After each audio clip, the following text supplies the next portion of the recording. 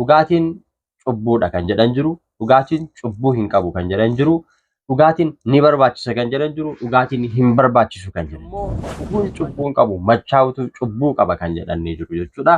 Yaadota falmii fi mormii adda addaatu ka'a jira. Macaafni qulqulluun waa'ee dhugaatii macheessuu yookiis immoo alkoolii qabanii akkas jechuudhaan jalqaba. Warra dhugaatii jaalataniif wayyoo jedha.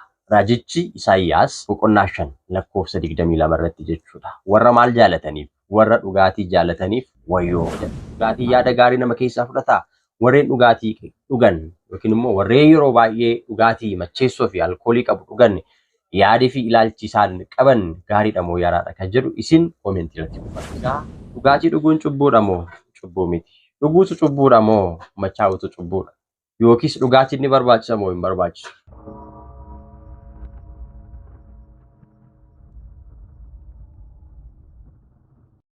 Maqaa Abbaa kan Ilmaa kan Hafuura Qulqulluu Waaqa tokkotti ni amanna. Amiin.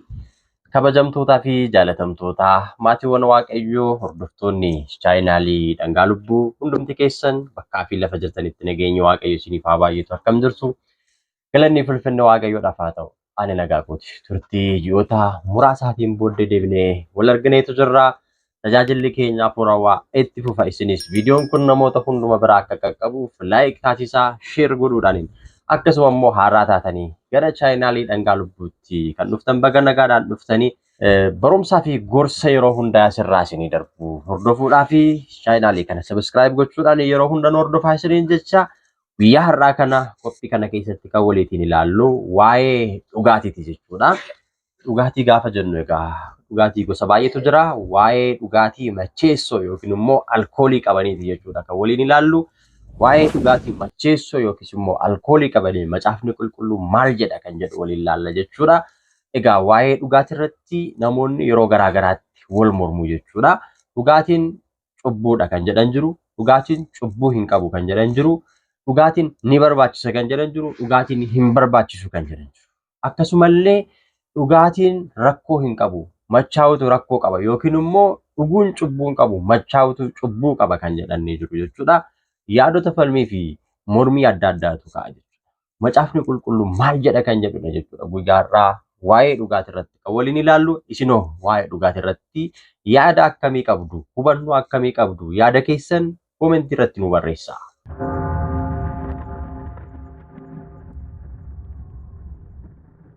Macaafni qulqulluun waa'ee dhugaatii macheessoo yookiis immoo alkoolii qabanii akkas jechuudhaan jalqaba. Warra dhugaatii jaalataniif wayyoo jedha. Raajichi Isaayyaas boqonnaa 5 lakkoofsa 22 irratti jechuudha. Warra maal jaalataniif? Warra dhugaatii jaalataniif wayyoo jedha. Achuma macaafa Isaayyaas boqonnaa 28 lakkoofsa 7 irratti dhugaatiin nama jaanjessaa jedha. Dhugaatiin nama gatantarsaa jedha. Dhugaatiin nama raatessa jedha. Dhugaadha moo dhugaa miti? Yaada keessan koomentii irratti kaa'aa. Dhuguus yoo baattan warra dhugan irraatii wanta argitanii fi jecha macaafa qulqulluu kana wal bira madaalchistanii yookiin qabdanii gaafa laaltan jechi Isaayyaas dubbate kun maal fakkaata kan jedhu madaaluun isin rakkisu jechuudha. Raajichi Hose'is waa'ee dhugaatiitii wal qabatee yaada isaa gaafa ibsuu fi nuuf dhalootaaf gaafa katabu akkana jedha. Dhugaatiin yaada gaarii nama keessaa fudhata jedha. Macaafa raajichi Hose'i boqonnaa 4 lakkoofsa 11 irratti. Dhuguma dhugaatii yaada gaarii nama keessaa fudhataa? Warreen dhugaatii dhugan yookiin immoo warreen yeroo baay'ee dhugaatii macheessoo fi alkoolii qabu dhugan yaadii fi ilaalchi isaan qaban gaariidha moo yaraadha kan jedhu isin koomentii irratti nu barreessitanii jechuudha. Dhuguma dhugaatiin yaada gaarii nama keessaa fudhatamoo hin fudhatu kan jedhu ni mirkaneessinaa jechuudha. Macaafa fakkeenyaa boqonnaa 23 lakkoofsa 20 irra jecha jiru gaafa dhaqee ilaalu jecha akkana jedhutu jira jechuudha. Qulqullichi Salamoon gaafa nu gorsu hidhata warra dhugduu hin ta'inaa jedha.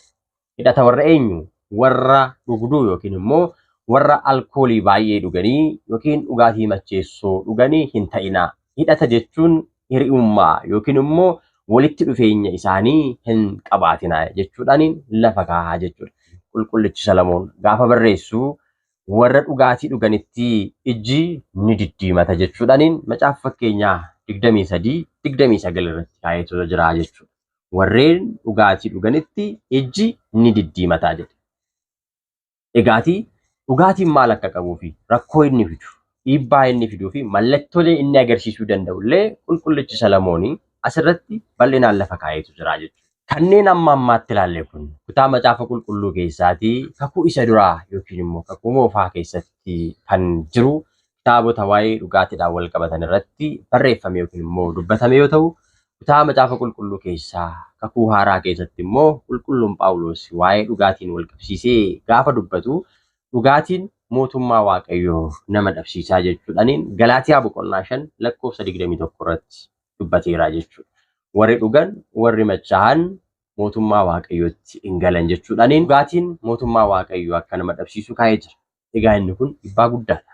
Dhugaatii dhugnee mootummaa Waaqayyoo hin dhabne taanaan dhugaatii dhuguu dhiisuu wayyaa jechuudha. Ammas qulqulluun Phaawulos waa'ee dhugaatiidhaan wal qabatee gaafa dubbatu ergaa isaa warra Efesooniidhaaf erge boqonnaa 5 lakkoofsa 18 irratti dhugaatiidhaan guutamtanii yookiin dhugaatii dhugdanii ofiin wallaalinaa.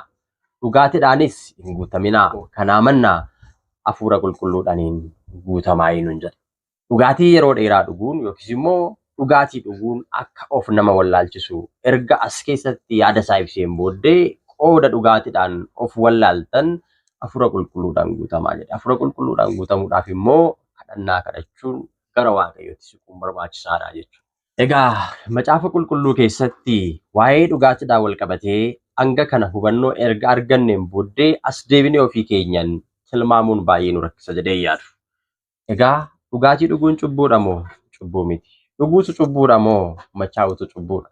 Yookiis dhugaatiin ni barbaachisa moo hin barbaachisu kan jedhu tilmaamuun nama rakkisu jechuudha. Egaa dhuguutu cubbuudha moo machaa'utu cubbuudha gaafii jedhu gabaabsinee gaafa laallu isa kamtu dursa ka jedhu beekuun barbaachisaadha. Innis dhuguutu dursa moo machaa'utu dursa jennee yoo laalle dhuguutu dursaa jechuudha. Machaa'uun cubbuu kan ta'u yoo ta'e dhuguunis cubbuu ta'uu danda'a jechuudha. Kuni yaada fi ilaalcha mataa kooti jechuudha.